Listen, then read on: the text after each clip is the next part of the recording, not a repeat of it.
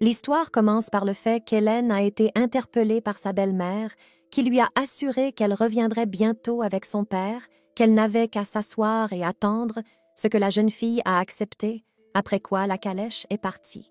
Elle a attendu 1 heure, 2 heures, il était 12h30, mais personne n'est revenu, et la jeune fille est restée seule, abandonnée par ses proches.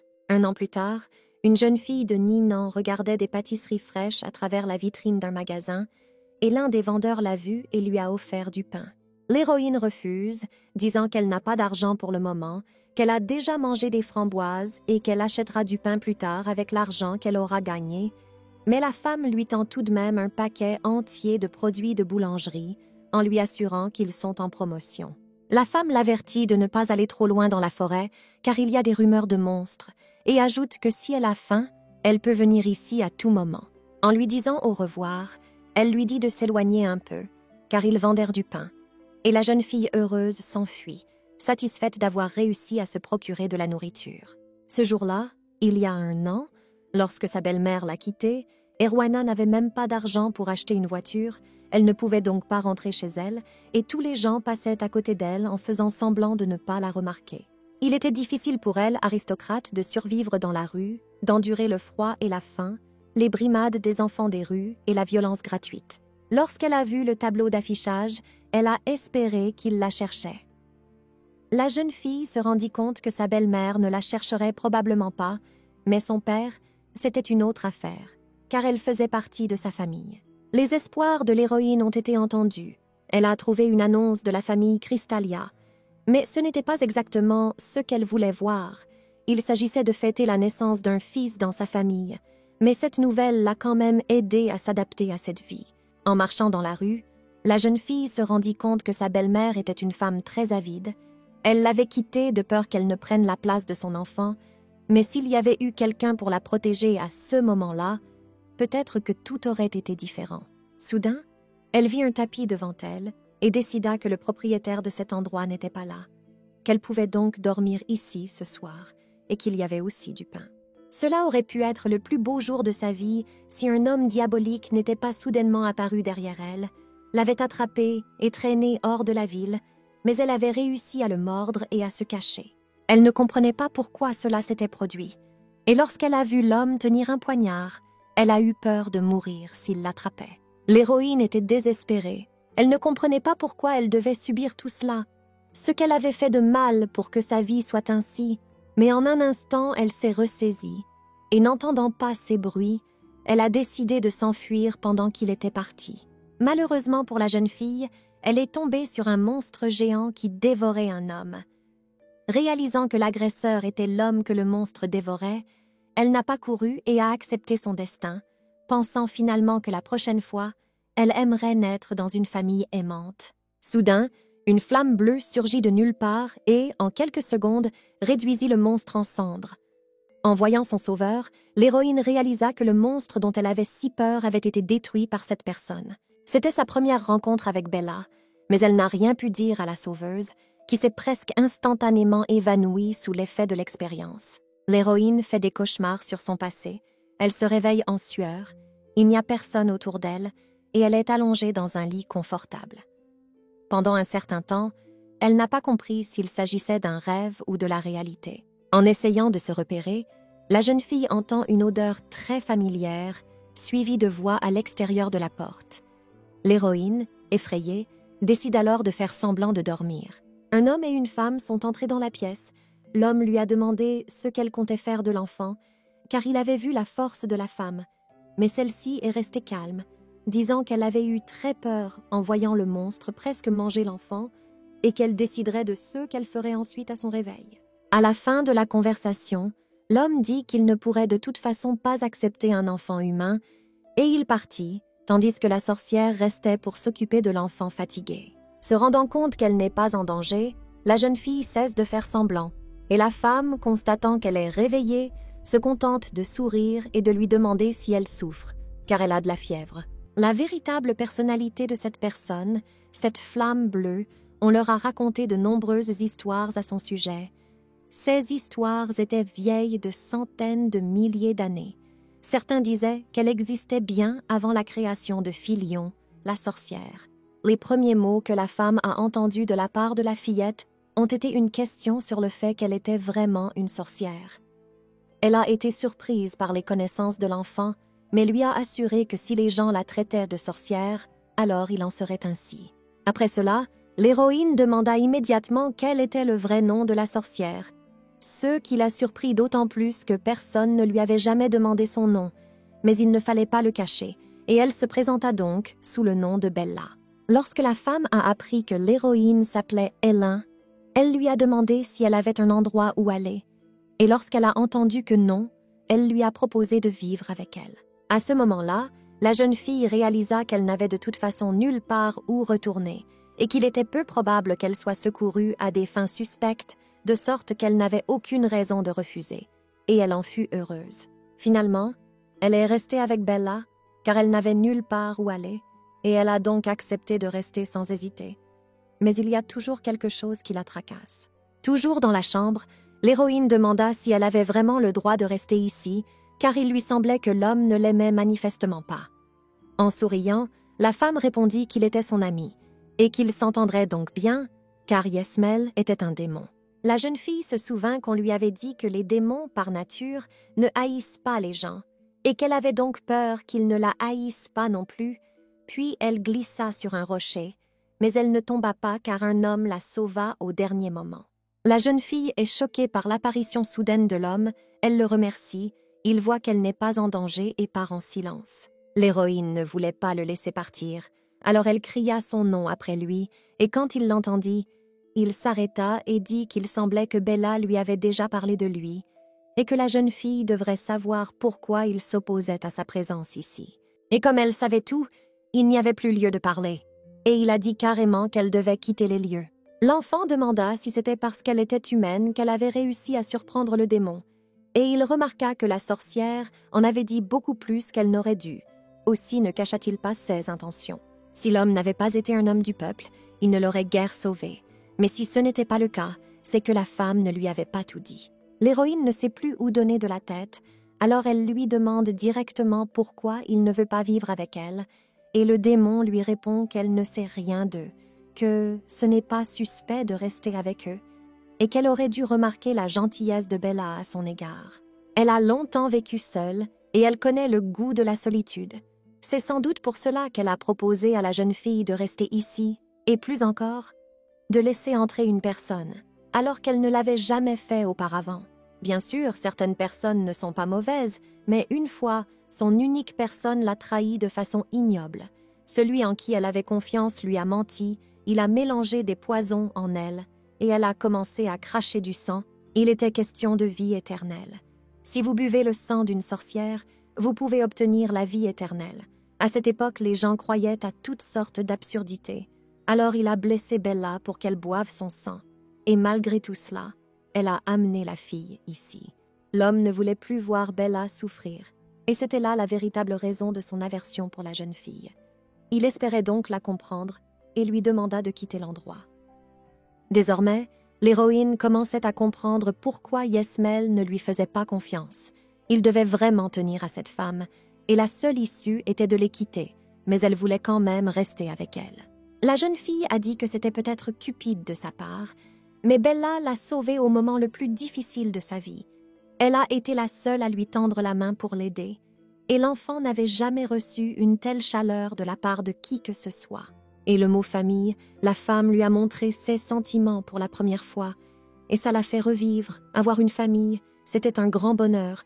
Elle a sauvé l'enfant de la mort, elle s'est sincèrement inquiétée de son état, et elle lui a souri si gentiment. Et c'est pour ça que l'héroïne a décidé qu'elle la remercierait pour qu'elle sourie à nouveau. La sorcière se tenait à proximité pendant tout ce temps, écoutant aux portes. Lorsqu'elle entendit ces mots, ses yeux se remplirent de larmes, et l'homme s'en aperçut, si bien qu'il n'eut d'autre choix que de l'accepter. Mais à la fin, il l'a menacée de se débarrasser d'elle immédiatement si elle osait faire du mal à la femme, mais la jeune fille n'a pas eu peur de cela. Elle s'en est réjouie. En un instant, Bella elle-même sortit de derrière l'arbre. La jeune fille la vit et courut immédiatement lui annoncer la bonne nouvelle. Yesmel l'avait autorisée à vivre ici, et ayant reçu la permission, elle se sentit immédiatement soulagée. Ils atteignirent un nouveau niveau de relation et, après que la sorcière lui eut enseigné l'escrime, ils furent convaincus qu'elle avait un talent inné et qu'elle deviendrait bientôt un maître dans ce domaine. Ils voyagent également à travers le pays et, au cours de la 5e année de leur vie commune, elle rencontre un homme, le premier prince du royaume de Philion, Lloyd Philion, et la sorcière et le prince tombent immédiatement amoureux. Plus tard, ils ont eu un enfant qu'elle a appelé Reiki Philion, et chaque jour était comme un conte de fées, et elle a prié pour qu'il ne s'arrête jamais, mais malheureusement ce rêve ne s'est pas réalisé. Quelques années plus tard, dans le manoir du prince, le propriétaire buvait du thé avec sa fiancée et ils discutaient de l'anniversaire prochain de leur enfant. C'est à quoi l'homme lui assura qu'il avait déjà terminé tous les préparatifs de la fête. En entendant cela, la femme est scandalisée, car il a gardé le secret et elle veut aussi l'aider. Mais le prince lui assure que pour cet anniversaire, il voulait aussi faire une surprise à sa femme, et que c'est pour cela qu'il ne lui a rien dit. Il remarqua un étrange collier sur la femme, et elle lui dit que c'était un cadeau de l'empereur, qui disait que c'était dur pour lui que son fils soit si loin, et donc il le lui donna, ce qui fit froncer un peu les sourcils au prince. Le serviteur se tourna vers l'homme et lui dit qu'il était temps d'aller à une réunion. Il commença à se préparer, et lorsqu'il eut terminé, il prévint qu'il serait de retour pour le déjeuner et qu'il voulait donc déjeuner avec toute la famille. Le forgeron fut choqué lorsque la jeune fille lui apporta le cadavre du monstre. Il dit qu'il s'agissait de matériaux précieux et que c'était la première fois qu'il voyait quelqu'un en attraper un. Elaine avait déjà 20 ans à l'époque et elle a remarqué que ce serait un cadeau pour Reiki qui avait déjà 30 ans à l'époque, et le temps passait si vite. L'homme lui dit qu'il lui faudrait environ 1 mois pour le fabriquer, et c'était juste le temps qu'il fallait. La jeune fille le remercia et décida de rentrer, car elle avait attrapé le monstre pendant 10 jours et sa famille lui manquait déjà. Sur le chemin du retour, l'héroïne se souvint du garçon, du fait qu'elle lui avait récemment demandé ce qu'il voulait et qu'il avait pointé son épée, alors elle lui assura qu'il était trop tôt, car il était encore très jeune, et en se souvenant de cela, la jeune fille éprouva les sentiments les plus doux. Pendant ce temps, Bella nourrissait le bébé dans sa chambre et remarquait que son mari était en retard. Lorsqu'on frappa à sa porte et qu'on lui demanda d'entrer, c'est la femme de chambre qui décida de l'informer qu'il n'y avait pas de réunion aujourd'hui pour une raison ou une autre. Elle demanda également aux autres servantes, et toutes les personnes présentes les virent être conduites à l'hôtel central et dire que le prince héritier lui-même se trouvait parmi elles, bien que l'hôtel ne soit utilisé que les jours de fête. La femme a décidé de vérifier elle-même ce qui se passait. Elle a donc demandé à la servante de s'asseoir avec l'enfant pendant un moment, en lui disant qu'elle reviendrait bientôt et qu'elle irait chercher son père, puis elle est partie. En chemin, il se passe quelque chose de terrible. La sorcière ressent une énergie noire. Plus elle avance, plus elle est forte, et lorsqu'elle arrive à destination, elle est terrifiée. Elle ne comprenait pas de quel genre d'endroit il s'agissait, ni qui étaient les gens, ni ceux qui s'y passaient. Mais en un instant, elle s'aperçut que son mari était étendu ensanglanté sur l'autel, ce qui la plongea dans un désespoir indescriptible. Pendant ce temps, Ella rentrait chez elle sur son cheval. En chemin, elle remarqua que les corbeaux étaient étonnamment bruyants aujourd'hui, et sentant que quelque chose n'allait pas, elle décida de se dépêcher. La sorcière ne pouvait pas croire ce qu'elle voyait. Son mari était couché sur le piédestal, complètement froid. Elle le suppliait de se réveiller, mais il ne pouvait pas lui répondre. Des rires retentirent dans la salle, et elle vit l'empereur lui-même tenant un cœur dans ses mains. Comprenant ce qui se passait, elle regarda à nouveau son mari, et il avait effectivement une découpe dans la poitrine. La sorcière fut saisie de colère et de haine. Elle accusa l'empereur d'avoir tué son propre fils, mais il se contenta de claquer des doigts, après quoi la femme commença à avoir de terribles maux de tête. Elle entendit une voix dans sa tête, et son collier à ce moment-là brilla. La femme se souvint qu'elle avait lu un livre sur ce sujet qui disait que si l'on faisait un sacrifice, on pouvait maudire une personne, et que cela s'appelait l'œil du dragon. Elle a immédiatement essayé de l'enlever, mais il était trop tard. Après que la malédiction ait été imposée, elle ne pouvait plus retirer le collier, et maintenant son corps pouvait être contrôlé par l'empereur. Elle a réalisé que cette personne devrait être déchirée, mais les voix dans sa tête lui ont ordonné de le tuer. Plus tard, Elaine était déjà au palais et remarqua que tout autour d'elle brillait, et en s'approchant, elle réalisa que c'était de la magie les flammes de Bella, et sans comprendre comment cela s'était produit, elle se précipita à l'intérieur pour s'occuper de tout. Une explosion se produit soudain à l'entrée et une sorcière en sort, elles échangent un regard, puis Bella attaque immédiatement la jeune fille qui ne comprend pas ce qui se passe et pense que la femme a perdu le contrôle. Retenant le coup de la puissante sorcière, l'héroïne tenta de la calmer, mais elle ne l'entendait plus. Et d'un coup puissant, elle envoya la jeune fille voler contre le mur le plus proche. Un instant après l'atterrissage, la jeune fille s'aperçut qu'elle était couverte de sang et réalisa à quel point la situation était dangereuse. Bella perdit son sang-froid et elle ne savait pas quoi faire, car elle était maintenant très désavantagée. Alors qu'elle réfléchit à son plan, la sorcière s'approche instantanément d'elle et a l'intention de la poignarder dans le cou. Mais l'héroïne est bien entraînée et au dernier moment, elle est capable d'encaisser le coup sur l'épaule. En s'approchant, elle réussit à voir le collier qui émettait une étrange lueur, et elle se dit que c'était peut-être à cause de lui et qu'elle n'avait donc pas d'autre choix que d'essayer de l'enlever. D'un grand bond, la jeune fille décida de se rapprocher de Bella, qui répondit en envoyant une vague de flammes vers Hélène, atterrissant malgré ses blessures et s'emparant du collier. La femme hébétée reprit presque instantanément conscience, mais il était trop tard. Hélène, mortellement blessée, tombait au sol. Elle réalisait qu'elle allait mourir ici, et s'excusait donc de ne pas avoir été là à temps. Le 31 janvier 512, les habitants de la capitale Philippe, que l'on appelait la bénédiction de l'Empire, ont commis un terrible péché. Au fond d'elle-même, l'héroïne ressentait tout ce qui se passait, mais elle ne pouvait rien faire. Elle suppliait la sorcière de ne pas lui donner son cœur, mais l'instant d'après, elle se réveillait en hurlant. Soudain, elle entendit les derniers mots que Bella avait préparés pour elle. Elle s'excusa, admettant sa culpabilité, mais il était trop tard pour être désolée, et elle décida donc de donner son cœur à la jeune fille, et bien qu'elle n'ait pas le droit de dire une telle chose, elle lui demanda de protéger son enfant. Lorsqu'elle se réveilla dans le palais en ruine, la première chose qu'elle fit fut d'examiner son corps, car elle était sûre d'être morte.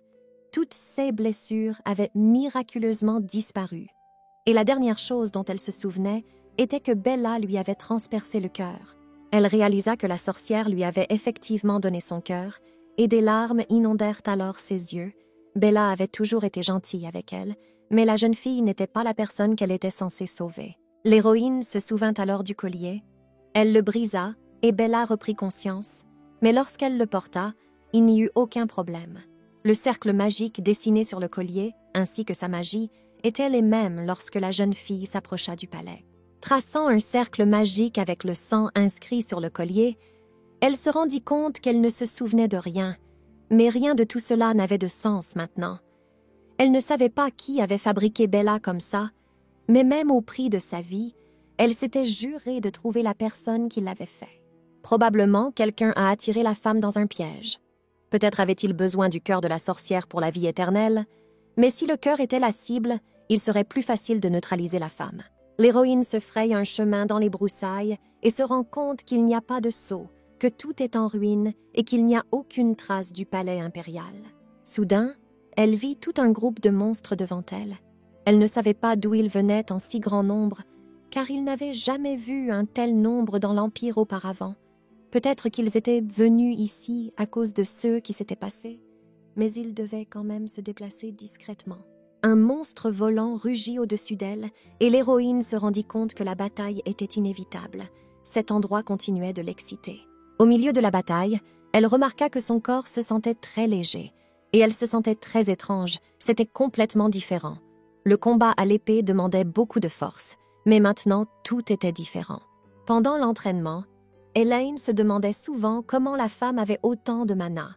Elle s'entraînait tous les jours, et la respiration de la sorcière était tout aussi régulière, ce à quoi elle lui assura qu'elle n'utilisait le mana qu'au minimum. Parce qu'elle était une sorcière, une créature qui combinait les sentiments humains et le mana, le désir d'une personne de vivre une vie longue et heureuse, le cœur de la sorcière était constitué de cette énergie. Une sorcière peut vivre éternellement parce qu'elle a un tel cœur dans son corps. Elle a un mana fort depuis le tout début, et donc il peut sembler qu'elle est infinie, comme elle l'a dit, et donc il semble que l'héroïne a hérité du pouvoir d'une sorcière. Après en avoir fini avec les monstres, La jeune fille vit un village devant elle et décida de s'y rendre, car elle avait besoin d'informations. Lorsqu'elle aperçoit l'une des vendeuses dans la rue, elle décide de l'interroger, mais le fait que l'héroïne soit couverte de sang l'effraie, mais elle lui demande quel jour on estimate. Il s'est avéré qu'elle était inconsciente depuis 5 jours, après quoi il lui a demandé ce qui était arrivé aux gens, si quelqu'un avait fui la ville, mais la femme ne comprenait pas ce qui se passait.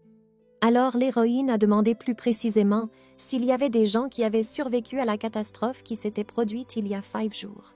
La vendeuse ne comprenait toujours pas de quoi elle parlait, car cette catastrophe s'est produite il y a 20 ans, et elle était en état de choc, ne comprenant pas comment cela avait pu se produire. Il devait s'agir de 512, mais le calendrier indiquait 532.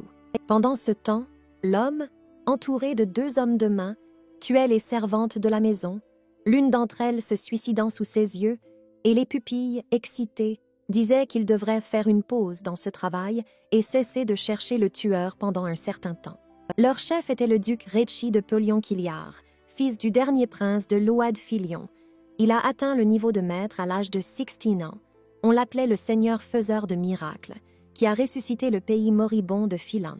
Les chevaliers de Philéas menés par lui avaient une grande réputation parmi les guerriers, mais ils ne pouvaient pas cacher son origine, qu'il était le fils d'une sorcière. Il ne restait plus qu'une servante en vie, et l'homme lui proposa de lui raconter tout ce qu'il préparait, et il la laisserait vivre, mais la jeune fille sourit, disant qu'il était très miséricordieux, malgré le fait que sa mère était une sorcière.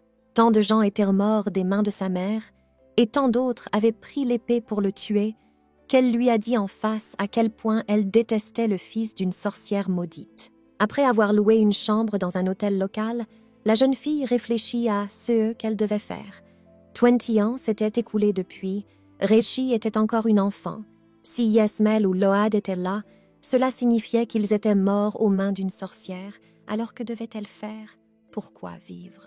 L'héroïne est descendue boire un verre d'eau lorsque la propriétaire de l'établissement l'a vue et, apprenant qu'elle voulait de l'eau, lui a dit qu'elle lui en apporterait tout de suite, et la jeune fille a été surprise par tant de gentillesse. Soudain, le visage de la femme changea radicalement, comme si elle se souvenait de quelque chose d'extrêmement important, et elle offrit à la jeune fille de la soupe fraîche qu'elle refusa.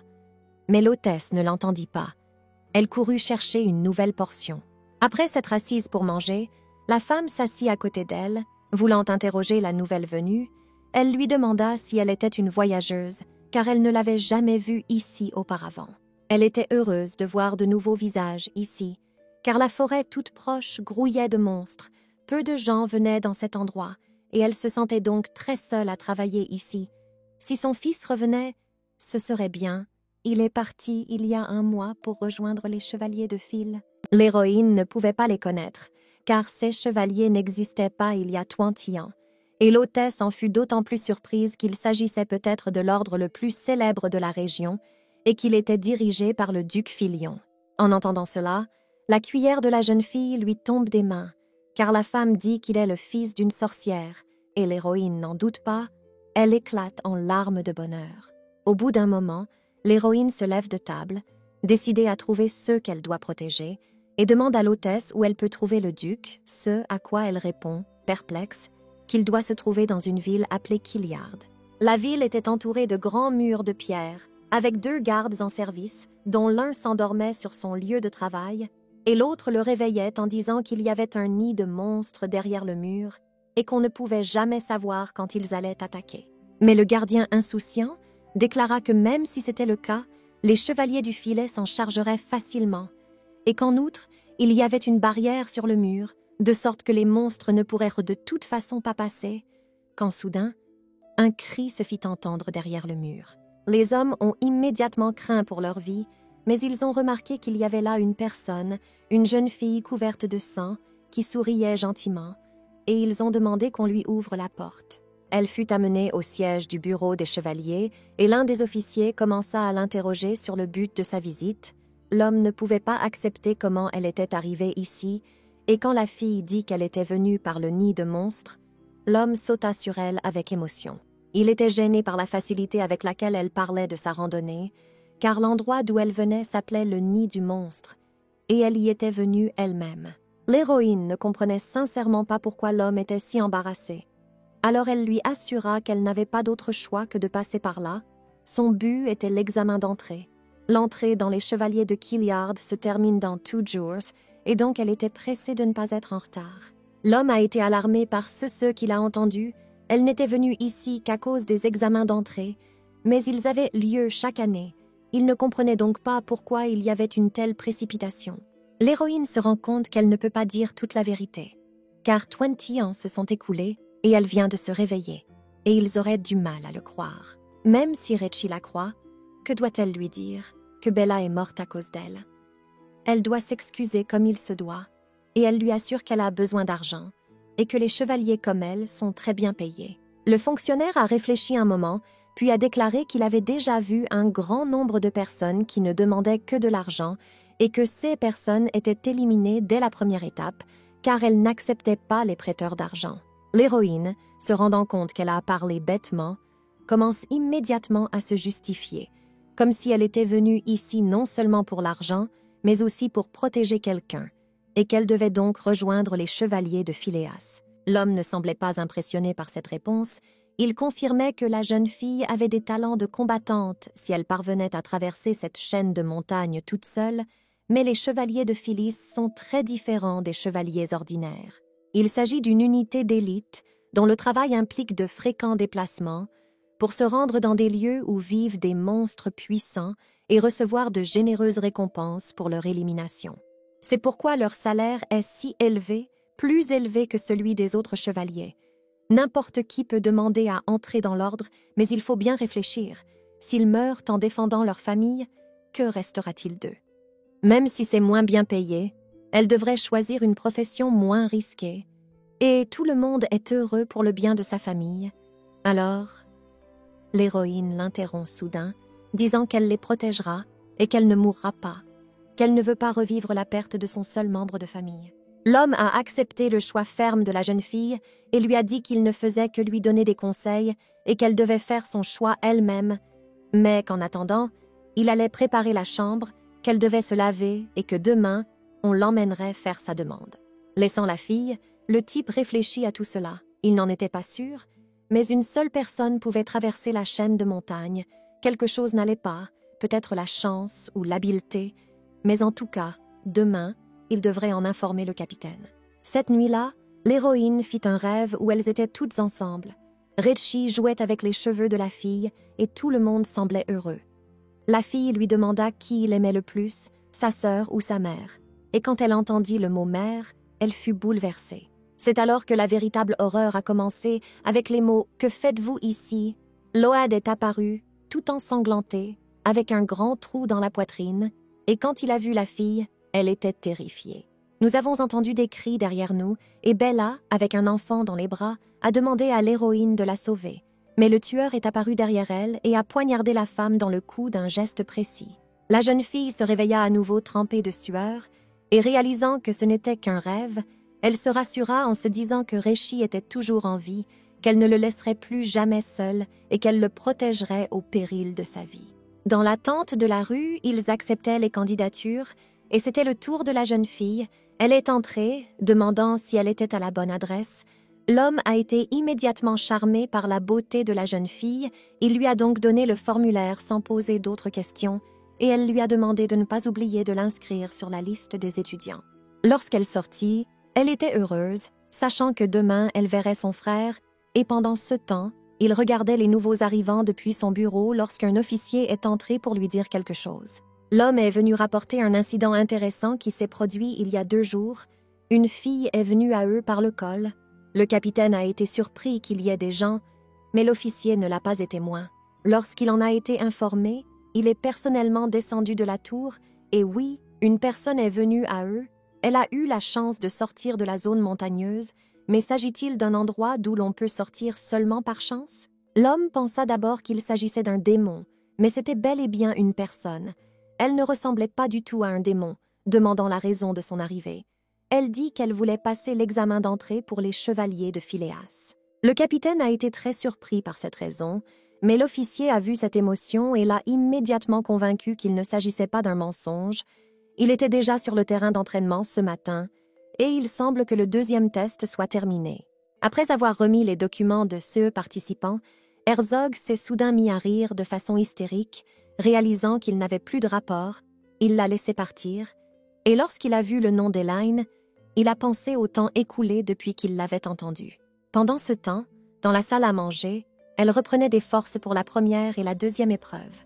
Mais Reggie n'était pas là, et elle se demandait si elle le verrait à la dernière épreuve. Soudain, le type lui a demandé la permission de s'asseoir à côté de lui, ce qu'elle n'a pas refusé, et après s'être assis, le type a dit qu'il lui était difficile de manger seul, et quand il a vu le bandage sur l'os de la fille, il a demandé si elle était une candidate pour les chevaliers de Phyllis. Il lui assure qu'il passe également l'examen pour devenir chevalier de Phileas, puis lui demande si elle l'a vu donner un coup de poing au visage de son adversaire.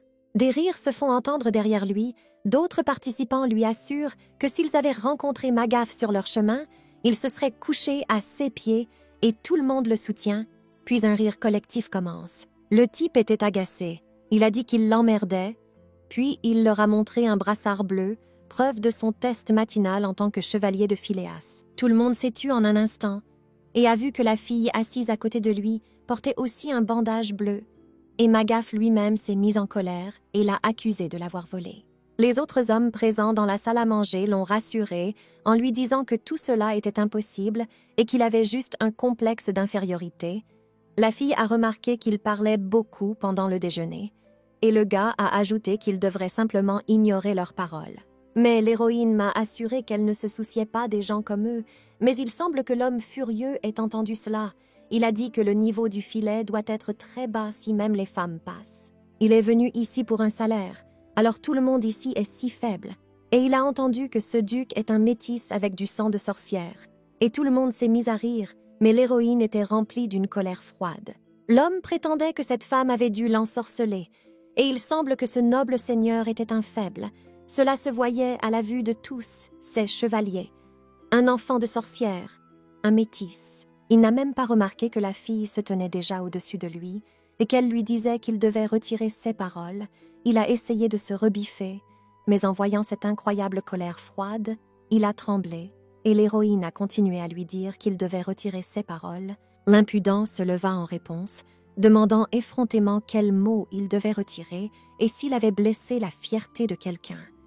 Mais la jeune fille resta froide, lui assurant qu'elle se moquait de ce qu'on dirait d'elle, mais qu'elle ne lui permettrait pas d'insulter le duc. Il sourit, disant qu'elle disait n'importe quoi, qu'elle se moquait de ceux qu'il disait sur le duc, et lui demanda si elle défendrait vraiment le fils d'une sorcière, car elle savait qu'ils détestaient tous Réchi. Le jour de l'adoubement, la jeune fille surprend une conversation entre un homme et sa femme, celle-ci méprisant tous les chevaliers de Philésus pour avoir suivi le fils d'une sorcière. L'homme tente de la calmer en lui disant que même s'il est le fils d'une sorcière, il reste le chef de Philian, mais que si le duc est là, il est interrompu par une femme en colère qui lui crie de ne pas dire ce qu'il ne sait pas, que la maudite sorcière a tué sa famille, brûlé tout le village en un instant, et commence à l'accuser d'être prêt à servir le descendant de la sorcière. Et tout cela à cause de cet incident, un descendant direct de Bella, alors qu'elle dormait depuis 20 ans.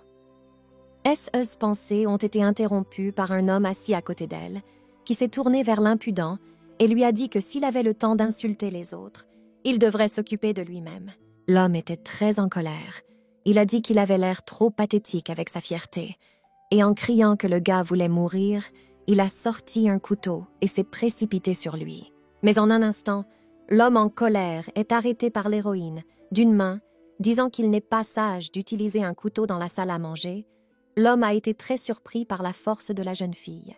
Mais sa colère ne s'est pas dissipée et il lui a assuré qu'elle retenait Magaff Ileïd lui-même, l'homme très célèbre, mais la jeune fille ne l'a pas lâché, se contentant de dire à voix basse qu'elle se fichait de savoir qui il était. Dans son dos, les gens ont commencé à discuter de lui. Personne ne savait qui était Magaff, décidant qu'il s'était nommé lui-même, et lui, craignant pour sa réputation, criant qu'on ne devait pas se moquer de lui, s'en est pris à Héroïne à coups de poing. Il frappa plusieurs fois, sans jamais atteindre son but, puis vint le moment de riposter, et il suffit à la jeune fille d'un seul coup pour le faire tomber à genoux, incapable de respirer normalement. Elle a fini par lui dire de déguerpir s'il ne voulait pas être blessé, et au même moment, un homme assis à proximité s'est approché pour la féliciter, lui assurant que le fait d'avoir mis à terre un homme aussi imposant méritait des éloges. Il se présente comme étant Cézanne et dit que c'est le destin qui a voulu qu'ils se rencontrent ici et qu'il souhaite qu'ils continuent à étudier ensemble. Le professeur annonça le début du 3e examen. Hélène, qui avait déjà affronté tous les monstres sans problème, se plaça dans le groupe. Elle et Cézanne échangèrent des salutations, puis la jeune fille remarqua que Recci était introuvable. L'officier, qui était enseignante à l'époque, a expliqué les règles de ce test. L'ordre serait aléatoire, la bataille se ferait contre l'examinateur qui était tiré au sort là-bas. Les règles étaient simples. Il suffisait de tenir 1 minute. S'ils quittent le cercle, s'ils marchent sur la ligne ou s'ils perdent le combat, ils seront disqualifiés et ne passeront pas le test. Il y a eu 1 minute pour les questions avant le test et Hélène a demandé si Herzog serait présent. Soudain, elle aperçoit derrière elle la personne qu'elle cherchait depuis longtemps et le professeur dit que Herzog sera l'examinateur, alors il vient. Lorsqu'elle le vit, l'héroïne fut visiblement surprise. Il était devenu plus fort qu'elle ne l'avait imaginé et elle se demanda pourquoi il était devenu si grand. Après avoir assuré son rôle auprès du professeur, il s'est adressé à tout le monde, se présentant d'abord comme le chef des chevaliers, disant qu'ils allaient se battre contre lui, mais qu'il était venu ici en tant qu'examinateur, qu'il ne devait donc pas s'inquiéter et qu'il fallait donc qu'ils montrent le meilleur d'eux-mêmes. Le premier participant était Heather Tage, et ils ont commencé. L'élève a fait un bond en avant, mais le duc est resté calme, et au dernier moment, quand l'élève était sur le point de le frapper, il s'est soudainement envolé et son épée a été brisée. Cela provoqua un accès de désespoir chez tous les assistants, et le commandant lui-même, d'une voix calme, ordonna à la personne suivante de sortir, l'une après l'autre, et toutes celles qui sortirent se perdirent aussi facilement que la première. Cézanne dit qu'il était trop fort et qu'il était peu probable que quelqu'un puisse tenir 1 minute, et pendant ce temps, le prochain adversaire du duc était l'héroïne, et elle entra dans le cercle avec détermination. L'homme se souvint que c'était elle qui avait traversé l'antre du monstre, et il était donc sûr qu'il s'agissait d'Hélène. Les 2 camps se préparèrent donc, et le combat commença. Une fois qu'ils se sont battus à l'épée, bien que Recci n'ait que Trion, il voulait vraiment vaincre sa sœur, mais elle lui a assuré qu'il devrait grandir un peu plus, mais il était têtu depuis l'enfance, et il continuait à dire qu'il voulait vaincre sa sœur le plus tôt possible. Ensuite, elle a proposé au garçon de promettre qu'il apprendrait à faire de l'escrime, mais qu'il ne tirerait jamais l'épée contre sa famille et que sa sœur prendrait la responsabilité de lui apprendre à faire de l'escrime. Maintenant, tout est différent. Il croise le fer et l'héroïne s'inquiète de ne pas avoir tenu sa promesse. Le garçon a grandi seul pendant son absence et elle le regrette. Soudain, son épée se fendit et elle se réveilla immédiatement, après un long moment de réflexion, et le duc lui-même le remarqua, l'assurant que son épée ne survivrait probablement pas. Après cela, une rafale de coups commença. Personne ne pouvait toucher son adversaire. Les 2 camps étaient aussi habiles l'un que l'autre. Mais la fille ne comprenait pas ce qu'elle faisait maintenant, car il y a une limite à tout. Mais il ne restait que 20 secondes, et elle ne savait pas si son épée tiendrait le coup. Croisant à nouveau les lames, l'homme lui dit qu'avec une épée aussi faible, elle ne tiendrait pas longtemps, et que c'était une grave erreur de négliger son arme, et après ces mots, ce qu'elle craignait se produisit, l'épée se brisa en 2. La lame du duc se dirigeait déjà vers l'épaule de la jeune fille, et toutes les personnes présentes étaient inquiètes lorsqu'une épée magique transparente apparut soudainement, choquant le capitaine lui-même. L'héroïne ne sait pas s'il utilise ses talents d'escrimeur ou s'il est même humain, mais à ce moment-là, le chronomètre s'écoule, et l'homme déclare qu'elle a un talent et qu'elle va donc être adoubée.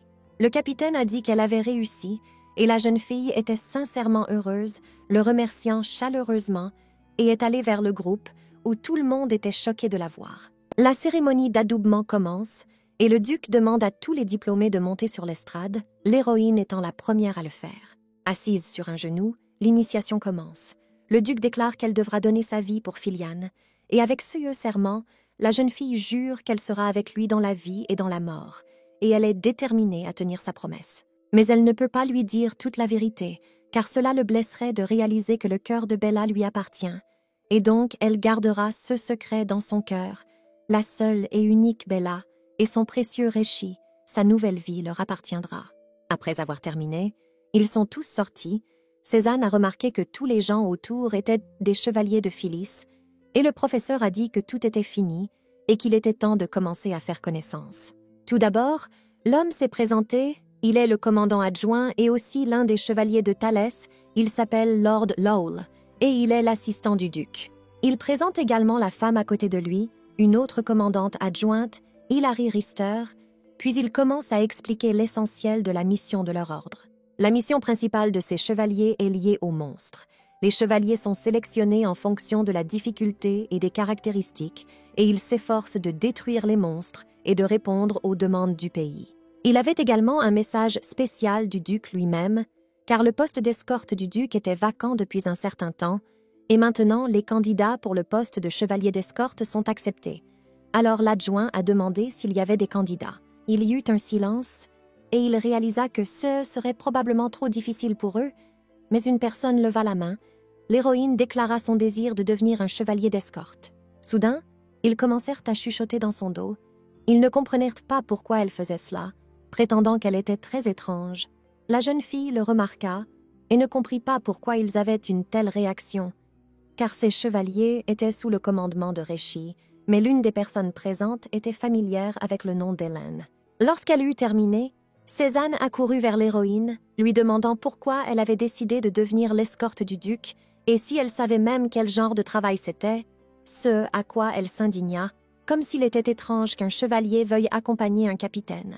Les interrompant, une fille s'approcha d'eux, souriant gentiment. Elle s'adressa à Cézanne et, ignorant complètement l'héroïne, elle s'approcha du gars, l'assurant qu'elle était heureuse de le rencontrer et qu'elle avait 1 an de plus et qu'elle s'appelait Sophia.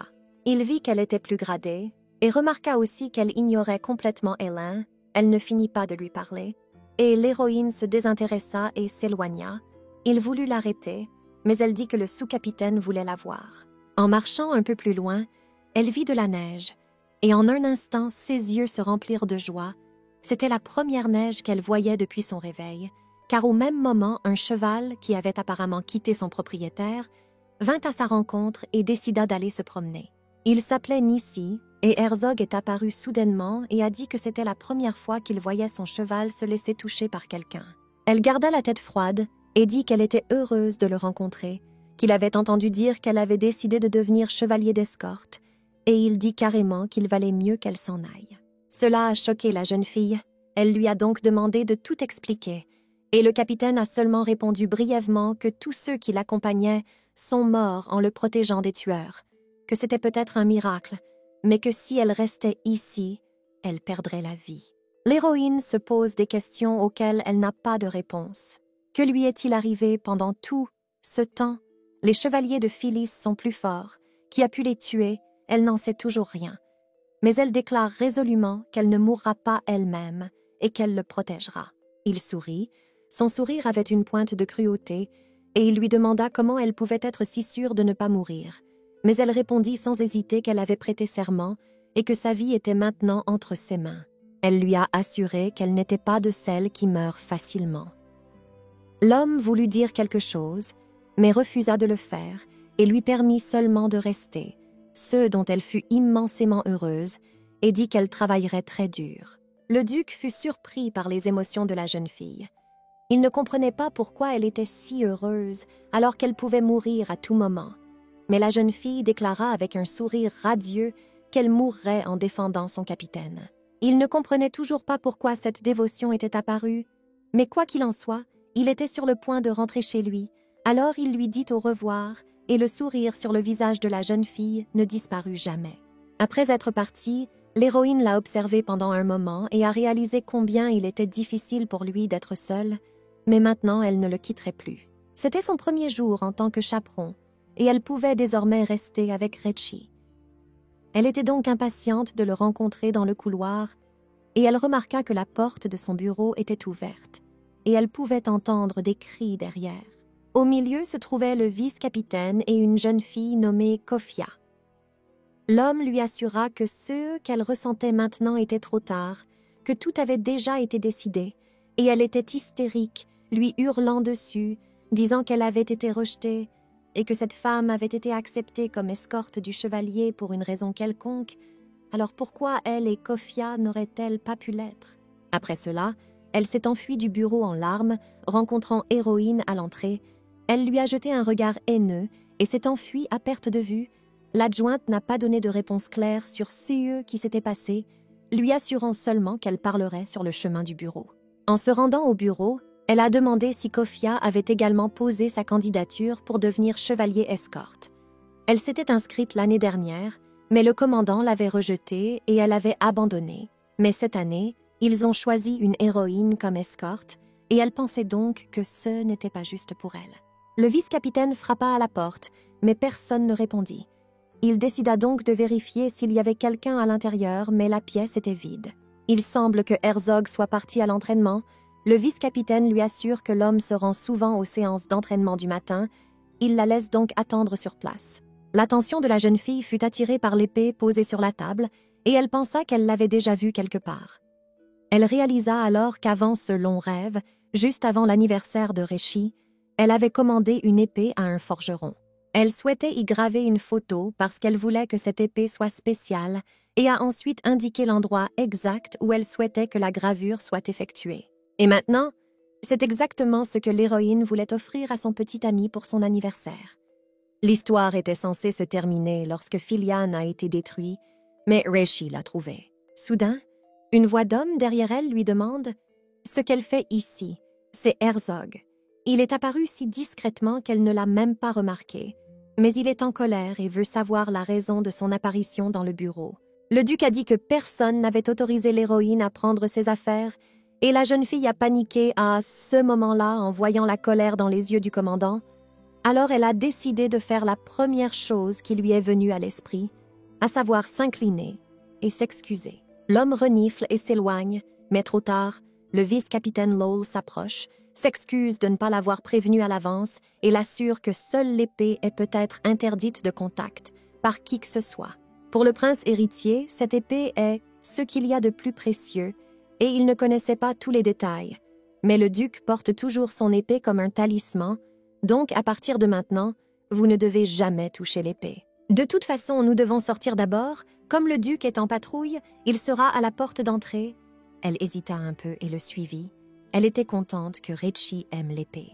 Alors qu'il était encore jeune, un homme nommé Walter vint le trouver et lui apporta une boîte contenant cette même épée.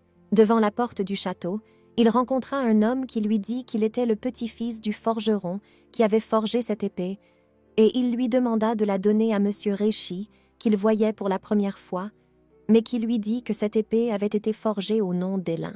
Le garçon ne savait pas qui elle était, ce à quoi Walter répondit que la mère de Prince avait une famille très influente, et comme Prince n'aimait pas parler de sa mère, l'homme ne dit rien. L'homme l'interrompt, lui assurant qu'il l'écoutera et le jugera ensuite, mais que pour l'instant, il doit l'emmener chez ce forgeron. Arrivés à la maison, ils virent que le vieux forgeron ne pouvait plus sortir du lit et qu'il ne lui restait plus beaucoup de temps, et ils commencèrent à l'interroger sur l'épée. La jeune fille dit alors qu'elle retournait à Sebeka, mais après ce qui s'était passé, elle ne vint pas chercher l'épée terminée.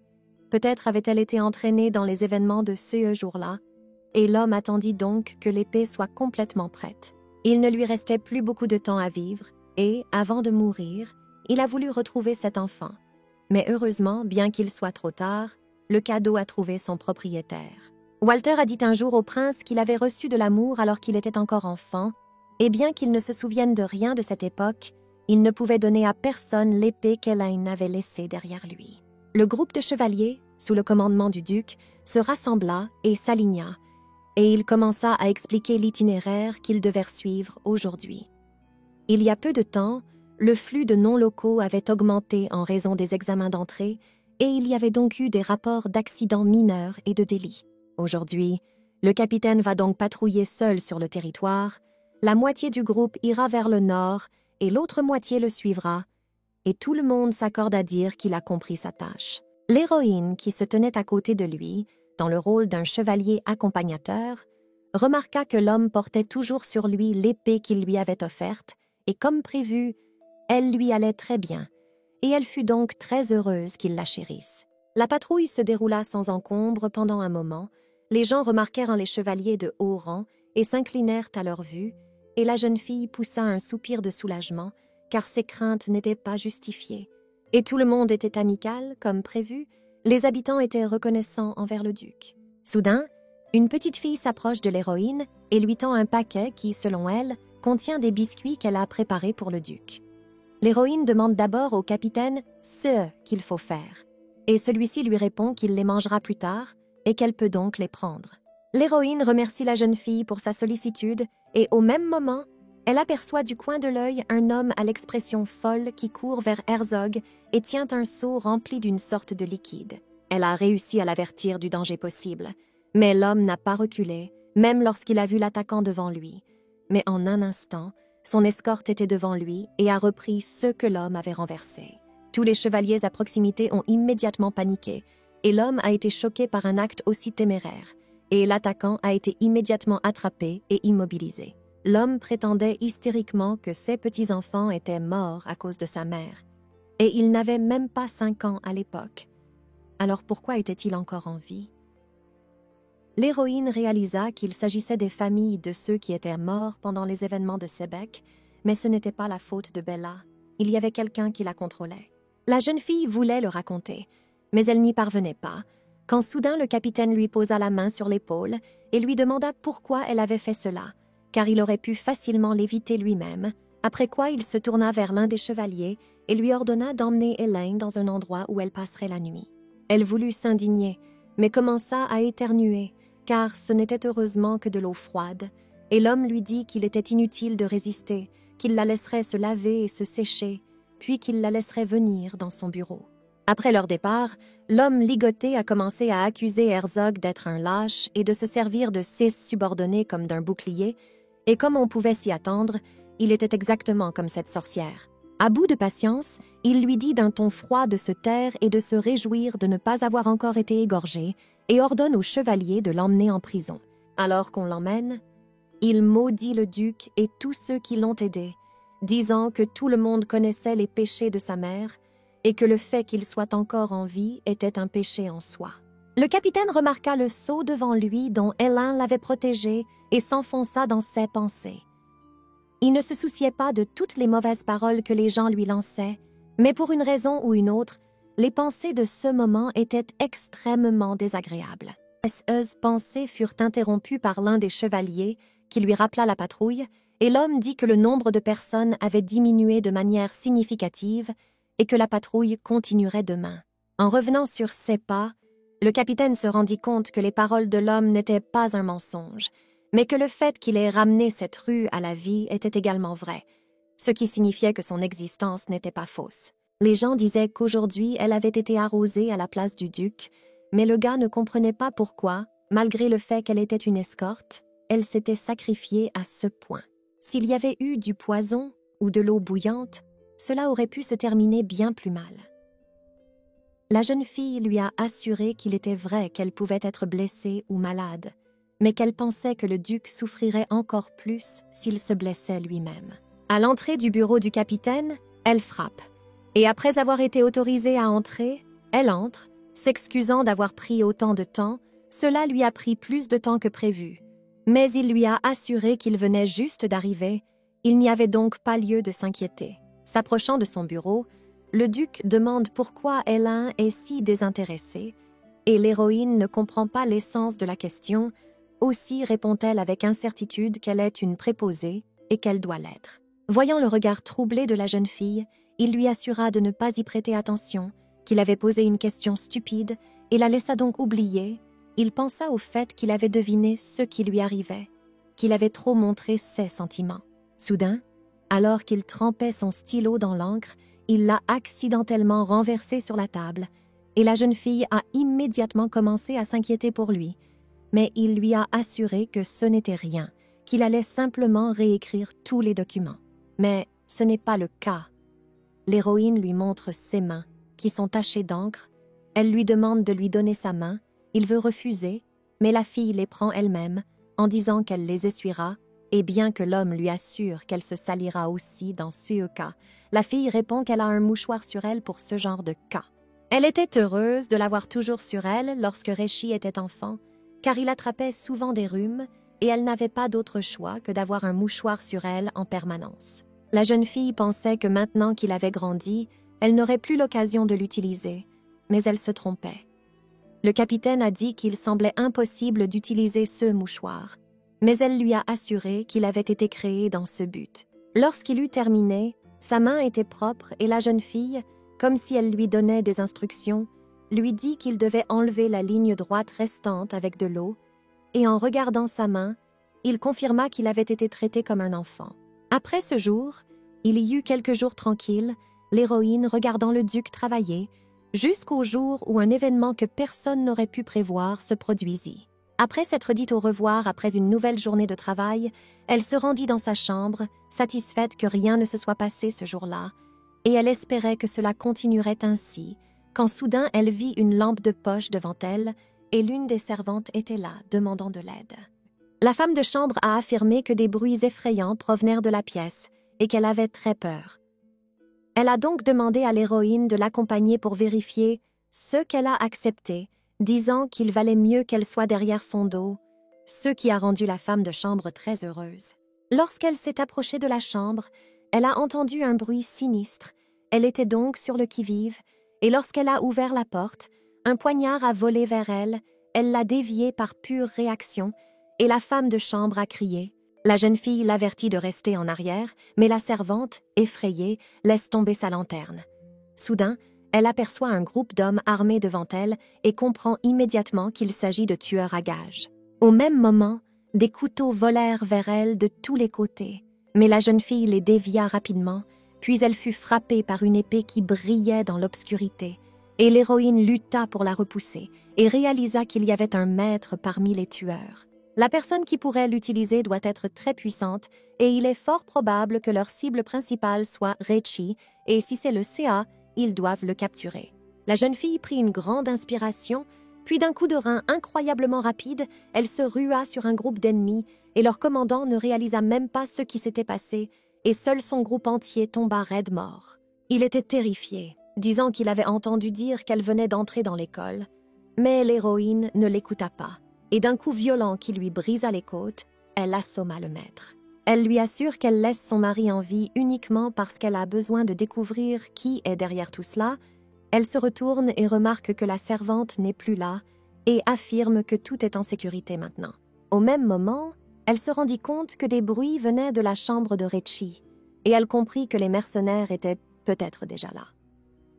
Elle se rendit immédiatement dans sa chambre et remarqua que la servante était déjà en train de brandir un couteau sur Herzog. D'un coup de poing, elle assomme l'agresseur et lorsque le capitaine la remarque, il lui demande si les agresseurs sont également entrés dans sa chambre. Lorsqu'elle voit le sang sur le visage de son mari, elle s'inquiète. Mais ce n'est pas grave.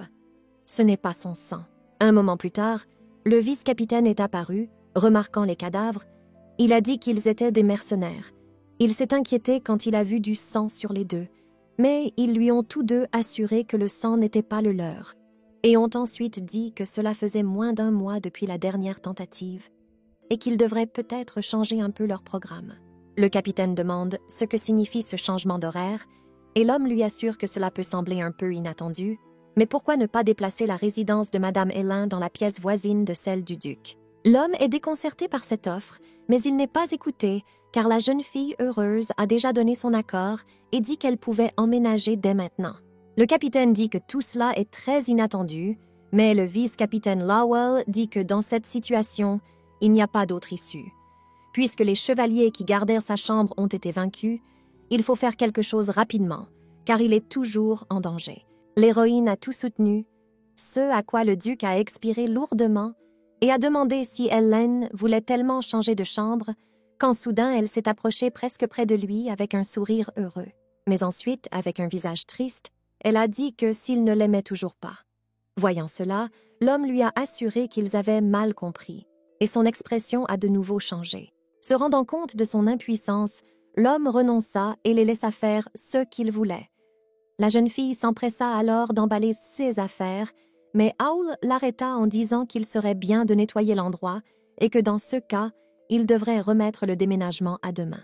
Plus tard, les 2 meurtriers qui ont eu la chance de survivre reçoivent la visite en prison du fils de la sorcière, qui demande d'abord à l'homme à qui on a enlevé le bâillon combien de jours se sont écoulés, et lorsqu'il apprend qu'il ne s'est pas écoulé plus d'1 heure, il est très surpris, car la jeune fille était si forte qu'il pensait avoir perdu connaissance depuis plusieurs jours. Le capitaine dit avoir entendu de son escorte que le tueur avait atteint le niveau d'1 mètre et demande donc avec une ferme détermination qui a donné l'ordre de le faire. L'assassin lui assure qu'il devrait tout savoir de toute façon. Il y a beaucoup de maîtres sur le continent, et sans le laisser terminer, le duc lui ordonne de rester sur le sujet, car il cherche à confirmer sa théorie. Il se demandait si le tueur pouvait trahir la personne qui l'avait engagé, alors le capitaine lui a donné le choix. Si le tueur lui arrache la langue maintenant, il mourra rapidement et il ne dira rien de plus. Il avait une chance de choisir sa propre mort. L'homme n'est pas sûr que le capitaine dise la vérité, qu'il essaie d'obtenir des aveux pour ensuite le tuer, ou qu'il le garde en vie jusqu'à ce qu'il avoue. Mais la première chose qu'il devait faire était de sortir de prison, alors il a décidé de tout dire, et même si c'était risqué, c'était toujours une meilleure option que de mourir comme ça. Soudain, un couteau sorti d'un talon poignarda le cou du tueur. Un autre tueur qui se faisait berner par une servante, avec de la colère sur le visage, elle dit qu'elle ne pouvait pas croire qu'il avait succombé aux conditions de l'ennemi, et c'est pourquoi il ne faut pas utiliser un maître qui est poussé par l'avidité. Lorsqu'elle a vu le visage diabolique de Herzog, elle lui a assuré qu'il ne serait pas dupe.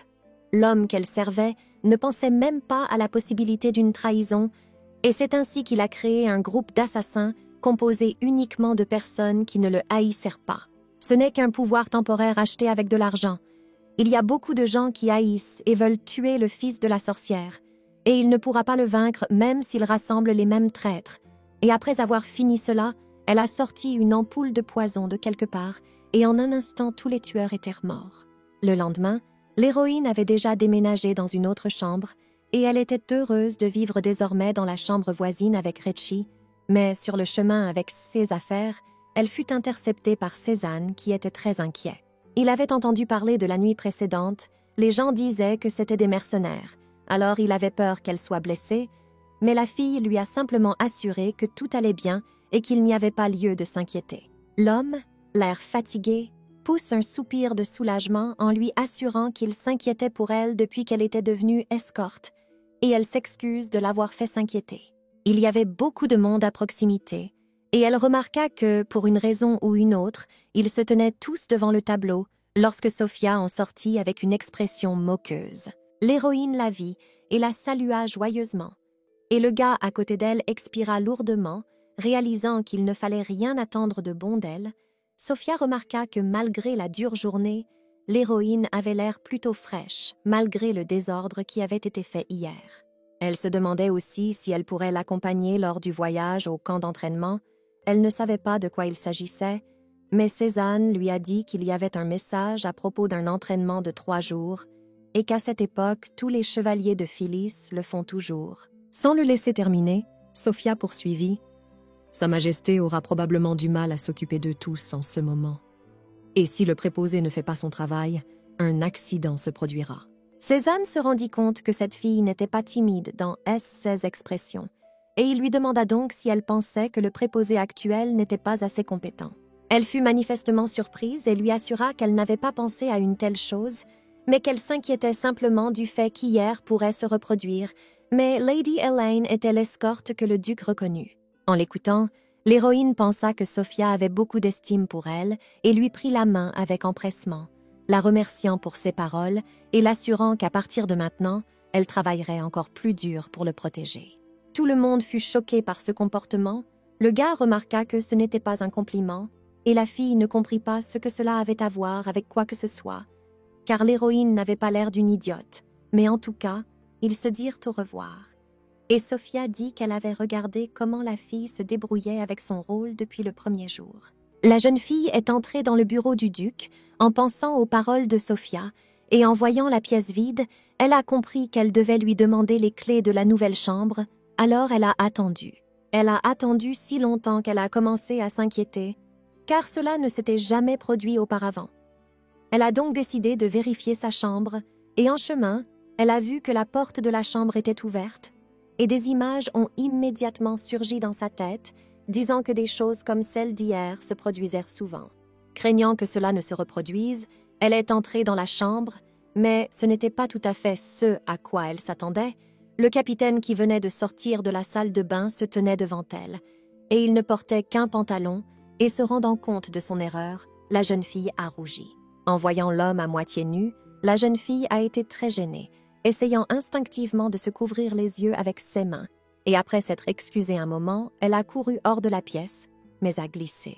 Il l'a rattrapée au dernier moment, inquiet pour elle, et face à l'autre dans une telle situation, ils étaient tous deux très embarrassés, et la fille s'est inclinée et a dit qu'il était très en retard, et donc qu'elle était inquiète, et après avoir dit cela, elle a couru hors de la pièce. Dans le couloir, elle revenait déjà à elle, pensant qu'elle devait être folle, peu importe à quel point elle était inquiète, mais c'était étrange d'être débarquée comme ça. Rishi était déjà un adulte, il avait déjà 23 ans, ce qui signifiait qu'il était temps de fonder une famille, de se marier. Elle ne pouvait même pas l'imaginer. Peut-être parce qu'elle était habituée à le voir comme un petit garçon, alors qu'il deviendrait sa fiancée, mais cela n'avait pas d'importance, tant qu'il était heureux. Plus tard, Herzog lui-même est sorti habillé. Il a donné la clé à la jeune fille, qui s'est à nouveau excusée pour ce qui s'était passé. Mais il n'était pas fâché, car il savait qu'elle ne l'avait pas fait exprès, et comme ses affaires étaient restées dans le bureau, ils y sont allés. Sur le chemin, elle se demandait si lui demander ne serait pas excessif, mais elle était très curieuse, et pourtant, ses pensées furent interrompues par le capitaine, comme s'il lisait dans ses pensées, qui déclara qu'il ne s'était pas réveillé. L'héroïne craint qu'il ne soit sorti accidentellement, mais il la rassure en lui disant qu'il avait remarqué qu'elle le regardait comme pour lui demander quelque chose, puis il lui demande s'il est si étrange qu'il se soit endormi trop tard.